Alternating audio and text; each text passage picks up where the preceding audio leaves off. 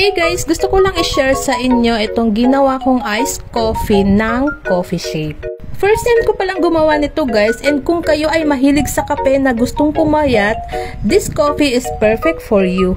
So first, naglagay muna ako ng ice sa soda glass, and then pagkatapos ay dinisolve ko yung 1 sachet na Coffee Shape. And yes guys, kailangan nyo munang i-dissolve ang inyong Coffee Shape sa hot water. And then, ayan, nilagyan ko na siya ng hot water and then hinalo-halo ko muna. After ko siyang haluin, tsaka ko na siya sinalin sa aking soda glass na merong ice. So, ayun, natapon pa nga, pero okay lang yan. So, ito na nga ang aking iced coffee ng Coffee Shape. Sobrang sarap niya, guys, and sakto lang yung kanyang tamis, and first time kong gumawa nito. So, ayun lang. Salamat!